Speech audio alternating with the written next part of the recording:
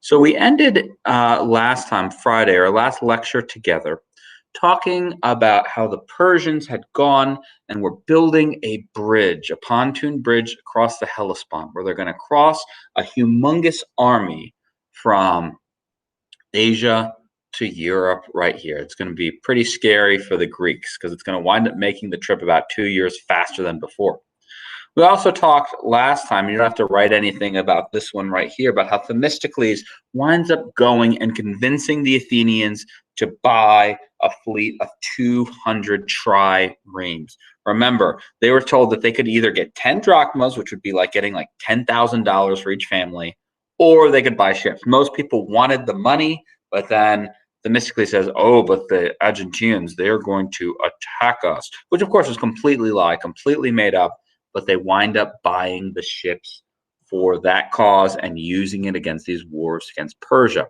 So what are these triremes that I keep on talking about? And this is a good picture. Once again, you don't have to draw or not draw. You don't have to write this part either. We're going to get to our note slide in a minute. But this is going to be what the trireme was. And it's called the trireme because you have 3 rows of oars. So that's a lot of oars. It makes it so that they can go very, very fast. They can be very maneuverable. And I mean, think about it. You're having 170 people rowing at once, going all synchronized. And the whole idea is they're going to use this bronze battling ram. And that's how they fought back then. You know, today we have guns and cannons and planes and torpedoes. They didn't have any of that. Instead, they would go and try to have that big bronze battering ram part go right through the side of a ship. And then, I mean, it's pretty horrific because then so many people, you know, on the other Navy, they would drown and just be bad and nasty. So no, you don't have to write that part. You're going to write it like I just said. Start writing at this part, though, where we get to our actual battle of Thermopylae. Now, they find out about Xerxes sending 200,000 soldiers to Greece. This is going to be one of the largest armies created in the world at this time. The only other place in the world that was fielding such large armies was China in their civil wars, where they supposedly fielded armies of over 100,000 soldiers each. Historians are pretty skeptical now to see if those numbers are true, just because it'd be so hard to manage that. But as Herodotus says, we have 200,000 soldiers and 1,000 ships going towards Greece in 480. The Greeks find out about this and they are concerned. They finally have an opportunity where the Greeks are going to work together to try to stop the Persian invasion. And because Sparta was so strong on land, they elected to have Sparta lead the land defense, and Athens, who just newly acquired a navy, is going to lead the defense in water. And we'll get to the water defense of the Battle of Salamis tomorrow. Now, what happens here is we have Xerxes' army is going to be the red right here. So they're going to go land and they're marching, marching, marching. And it's this gigantic red block right here. This little teeny tiny blue block, that is our Greek forces, because our Greek forces is going to be about 7,300 men. That's it against 200,000. Isn't that, I mean, those numbers are huge. So let's go open up our calculator here just so we could see how that math looks like. So silly. So we've got this going on. So we have an army of 200,000. It's a huge number. Divide it by 7,300 Greeks. You might be wondering where I'm getting this 300 from. That's because there's 300 Spartans, then 7,000 other Greeks. So that's 27. So yes, I know Lance is the fiercest warrior that we have, but is Lance going to be able to take on 27 people at once? Probably not. It's going to be tough. Now, let's look at this positioning here for where they fight. So why are the Greeks going to choose this very narrow area to fight? Why are the Greeks going to choose this narrow area for the battle to take place?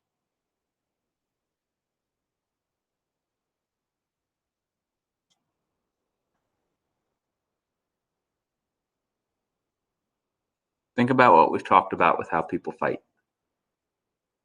So let's back up then. How did people fight back then? Close together or far away? Close together. Close together. Thank you.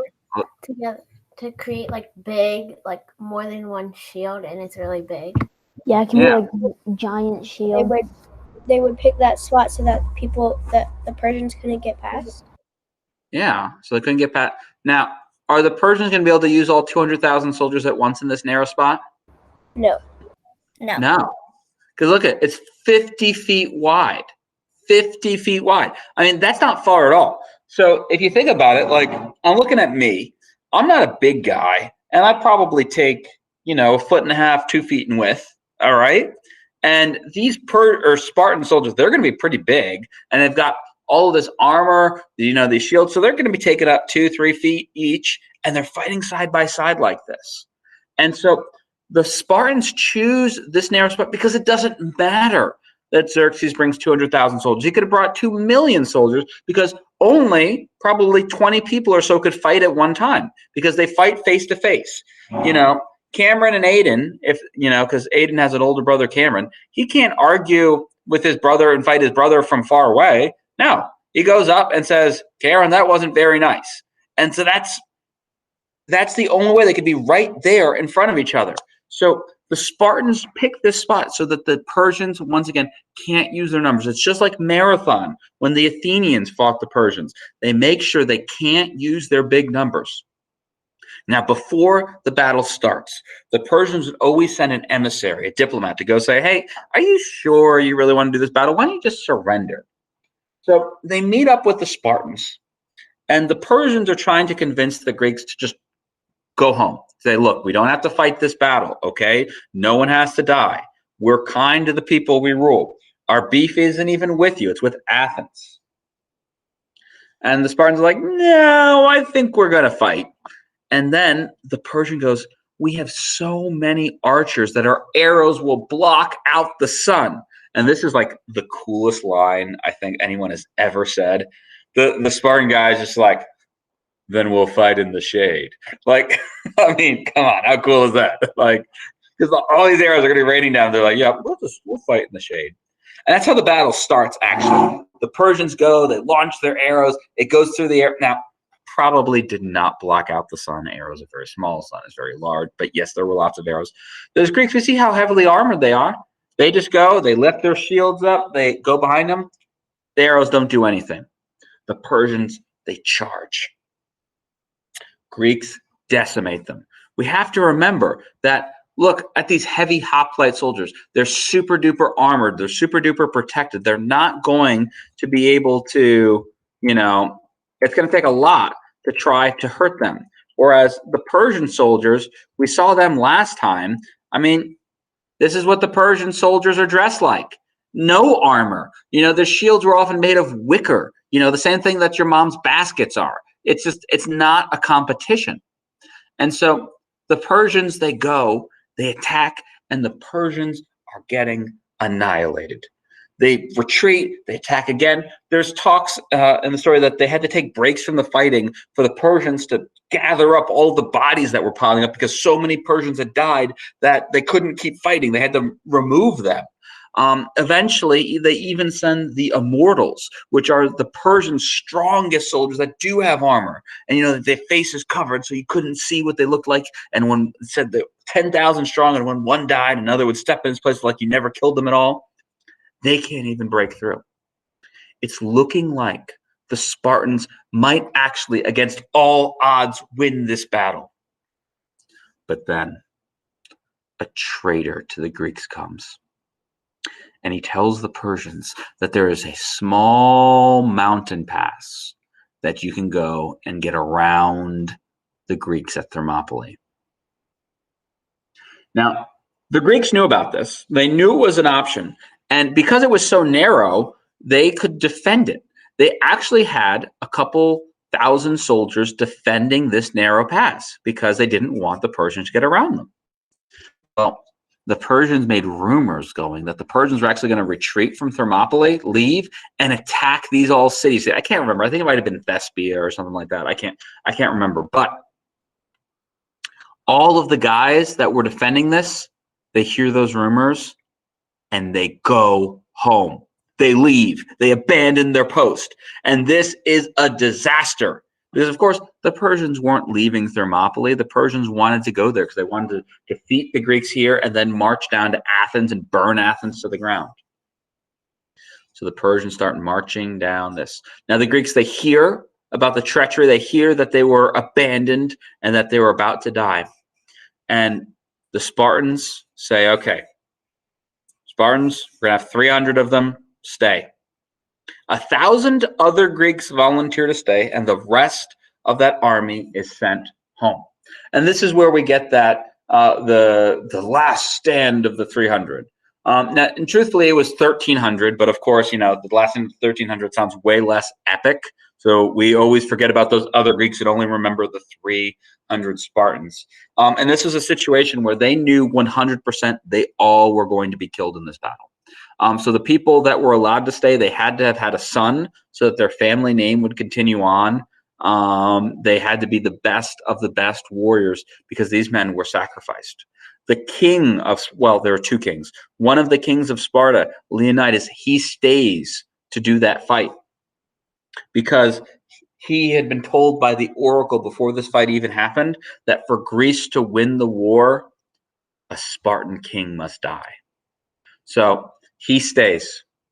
The Persians manage to surround the Spartans. So we have the attack here and the attack from there. There's no way the Spartans can go defend against this now because, of course, when they're attacking from the front, yeah, they're of all this protection. Well, unfortunately, you don't have shields in your back either. And so the Spartans are overwhelmed and they're all killed, including King Leonidas, who's then beheaded, and his body was brought to Xerxes, who was super excited because he was really, really mad at him for, all the defense. But when it's all said and done, we're said that over 20,000 of the Persians were killed.